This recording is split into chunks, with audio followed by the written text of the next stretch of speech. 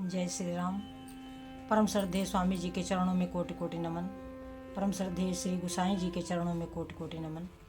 अनंत कोटि ब्रह्मांड नायक परात्पर सर्वेश्वर प्रभु श्री रामचंद्र जी के चरणों में कोटि कोटि नमन। सभी प्रेमी भक्तों को मेरा बहुत बहुत प्यार, बहुत बहुत आशीर्वाद। श्री राम जय जय राम।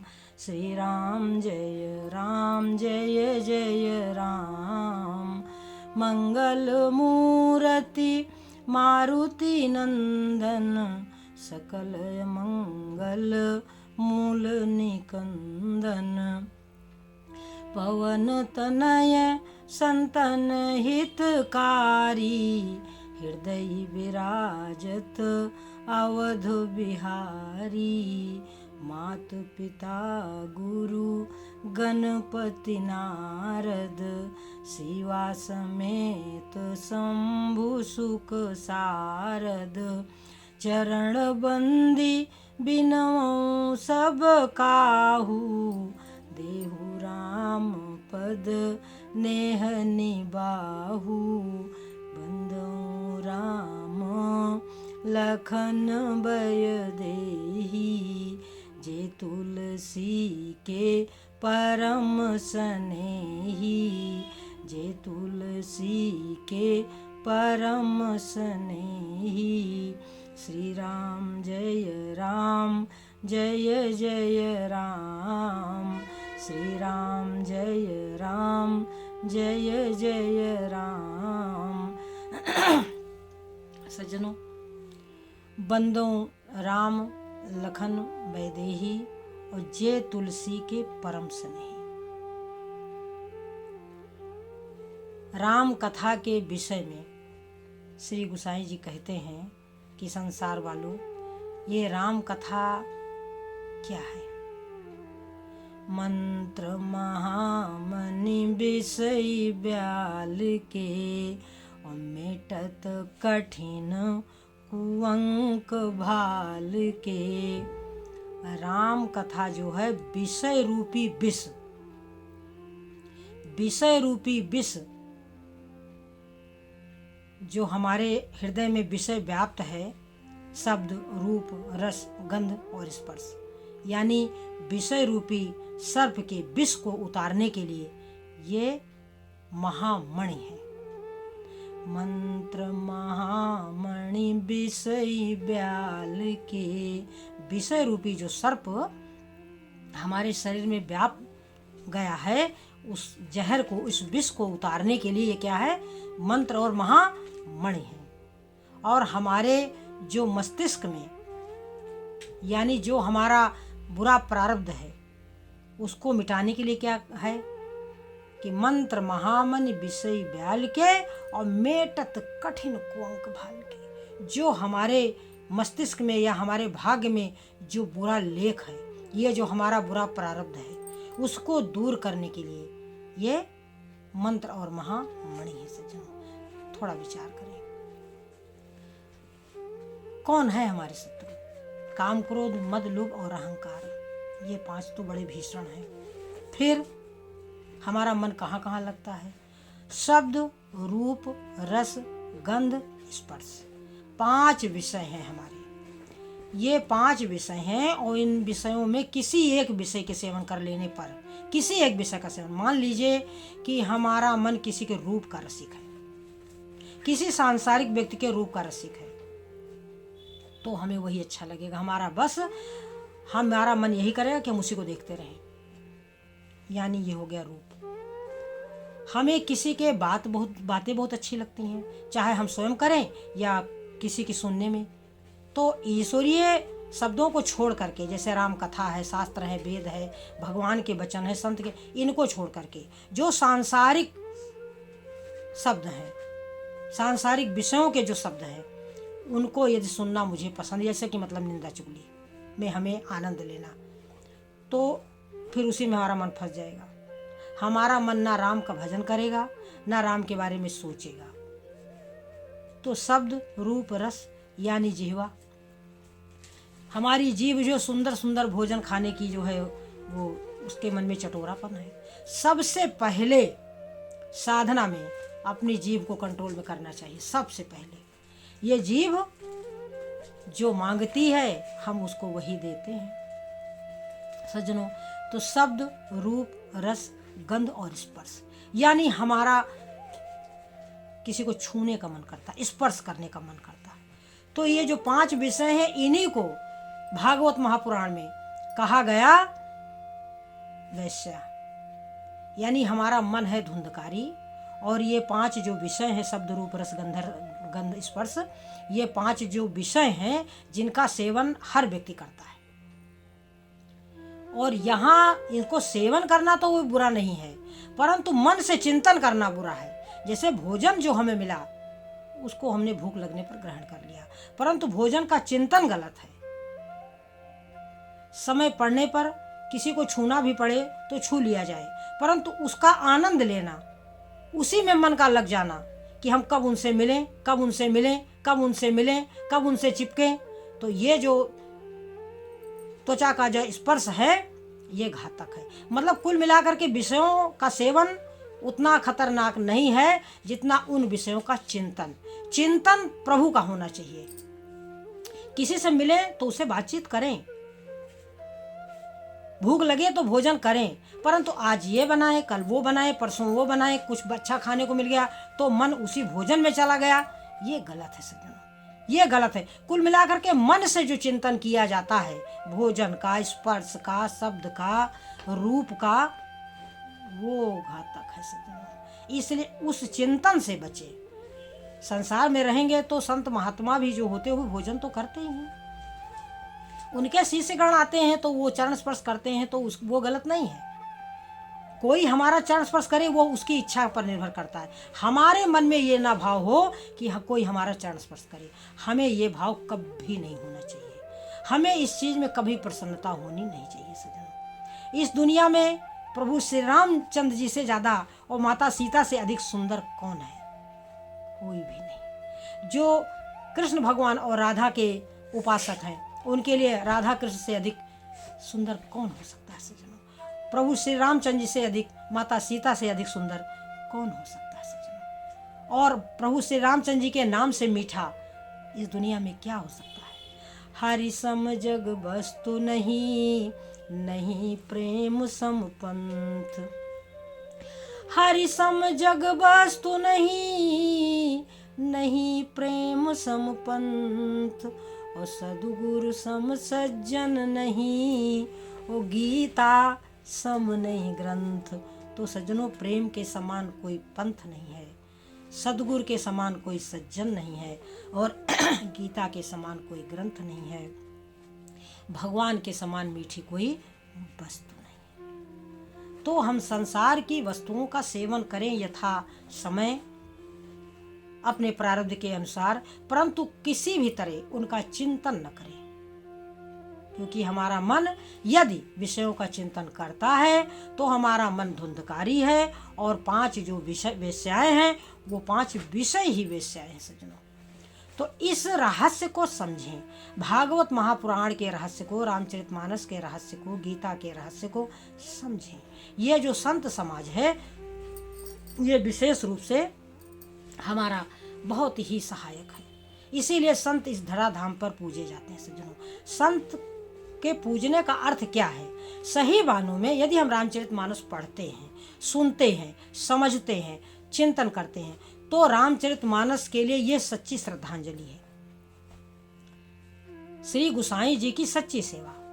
श्री गोसाई जी ने रामचरितमानस लिख करके और संसार में छोड़ दिया। अब उससे जो सुख लेना है, उससे जो आनंद लेना है, उससे जो लाभ लेना है, वो आपका कार्य है। मैंने पहले भी कहा है कि 3 कृपा से परमात्मा की प्राप्ति होती है। एक गुरु की कृपा, एक परमात्मा की कृपा और एक स्वयं की कृपा। भगवान की कृपा से मानव शरीर का मिलना, कि गुरु की कृपा से ज्ञान। रामचरितमानस संपूर्ण ज्ञान है। रामचरितमानस में जो है, जो सभी शास्त्रों का निचोड़ है, वही रामचरितमानस है सज्जनों। जिसके हाथ गीता लग जाए, जिसके हाथ रामचरितमानस लग जाए, यानी जिसे समझ में आ जाए, लग जाए क्या? घर में तो सबके पड़ी हुई सज्जनों, घर में सबके पड़ी हुई, परंतु हम उससे लाभ नहीं लेते। इसीलिए तो संतों ने कहा कि भाई भीखा भूखा कोई नहीं, सबकी गठरी लाल, गांठ खोल देखे नहीं, ताते फिरे कंगाल। तो जैसे मीरा कहती है कि मन रे परस हरि के चरण, मन रे परस हरि के चरण। क्यों? अब देखो, हम इन हाथों से भगवान का स्पर्श नहीं कर सकते। हमारा एक मन रूपी हाथ है। हमारा जो मन है वो अपने संकल्प से शरीर प्रकट कर लेता है, हाथ प्रकट कर लेता है। हमारा मन में संकल्प आया कि हम मुंबई में खड़े हैं तो हम मुंबई में खड़े हैं, हम पूना में खड़े हैं, हम जहाँ चाहें वहाँ खड़े हैं। ये मन की गति बड़ी तेज है, इसको एक सेकंड भी नहीं लगता ये कहाँ से कहाँ पहुँच जाता है।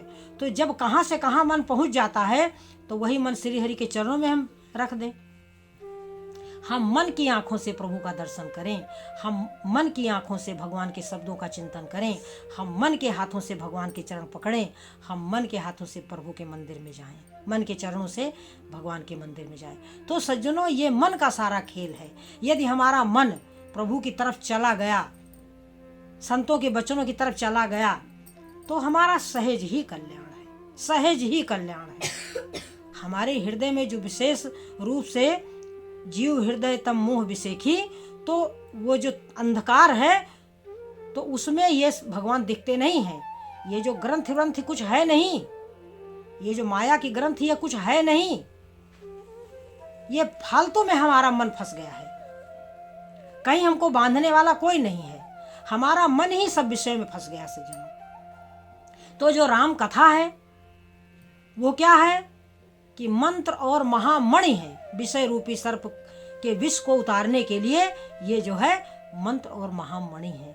हम यदि सारामचरितमानस पढ़ें, गाएं, गुनगुनाएं और उसके रहस्य को समझें कि एक एक चौपाई कितनी रहस्यमयी है, कितनी प्रेममयी है, कितनी ज्ञानमयी है, कितना आनंद देने वाली है, कितना हमको कहाँ से कहाँ पहुँचाने वाली है।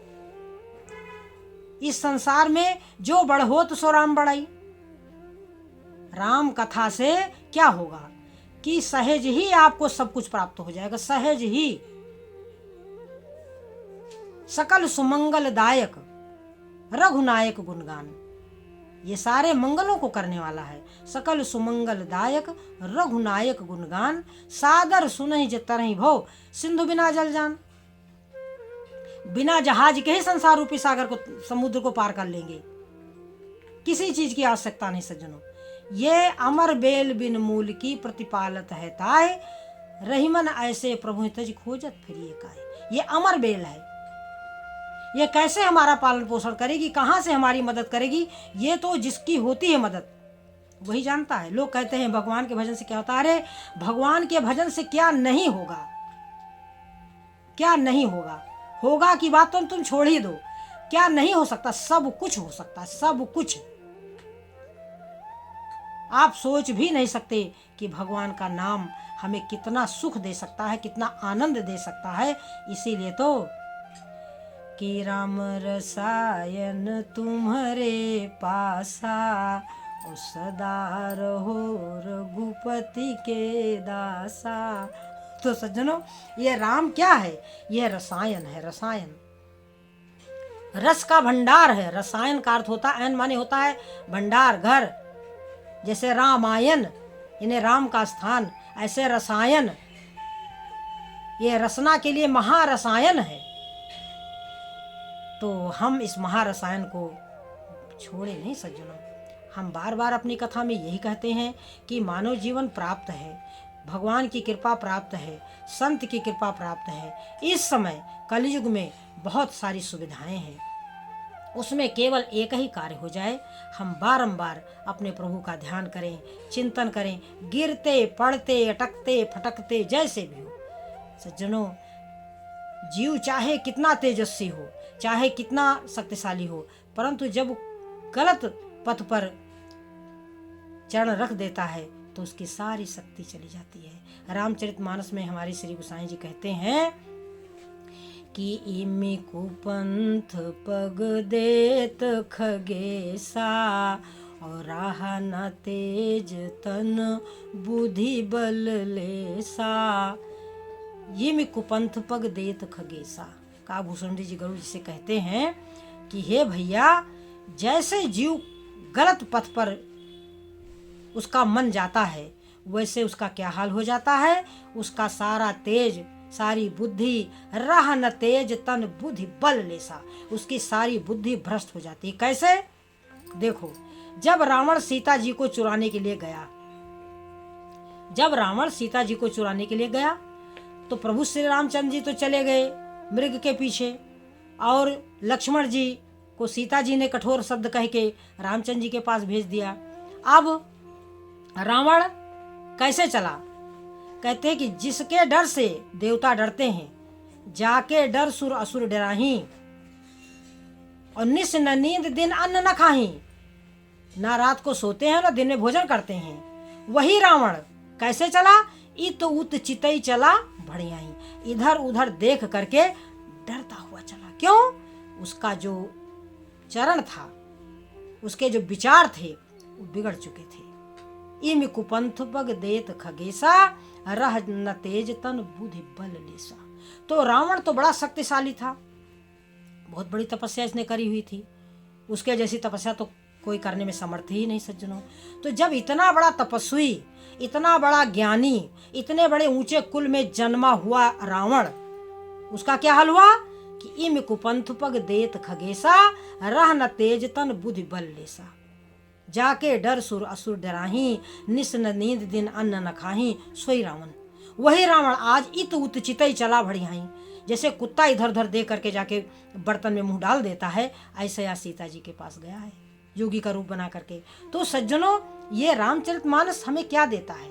हमको गलत मार्ग से खींचकर सीधे मार्ग पर लाने का कार्य करती है रामचरितमानस। यदि हम सुधरना चाहें तो, यदि हम सुधरना चाहें तो हमारे लिए बहुत बड़ी चीज है। और यदि हम ही बिगड़े हुए सुधरना ही ना चाहें, जब हमको दवा है हमारे पास और हम दवा ही नहीं खाना चाहते, तब तो फिर इसका तो कोई इलाज ही नहीं सज्जनों। भाई, हमको संसार से उत्पन्न व्याधियां हमारे शरीर में, हमारे मन में व्याप्त हैं। मानसिक रोग से हम ग्रसित हैं, मानसिक रोग से हम ग्रसित हैं। और उस मानस रोग का जो बताया हुआ है तरीका काभूषण जी महाराज ने, कि ये एक व्याधि बस नर्म रही, ये असाधि बहु व्याधि, और पीड़ा ही संतत जीव को सुख मिला है समाधि। तो अब उसके लिए कहा कि सद्गुरु वैद बचन विश्वासा, संयम ये न विषय कई आशा। सद्गुरु रूपी वैद हो, वचनों में विश्वास हो। संयम क्या होना चाहिए कि विषयों की आशा छोड़ दो। आशा एक राम जी से दूजी आशा छोड़ दे, नाता एक राम जी से दूजा नाता तोड़ दे। साधु संग राम रंग अंग अंग रंगिए, जाहि विधि राखे राम ताहि विधि रहिए। सीताराम सीताराम सीताराम कहिए। तो सज्जनों, सीताराम सीताराम सीताराम कहिए, जाहि विधि राखे राम ताहि विधि रहिए। राम कथा हमारे विषय रूपी विष को उतारने के लिए क्या है? मंत्र और महामणि है। इन्हीं शब्दों के साथ हम अपनी वाणी को विराम देंगे, इस आशा के साथ कि हम स्वयं अपनी रक्षा करें।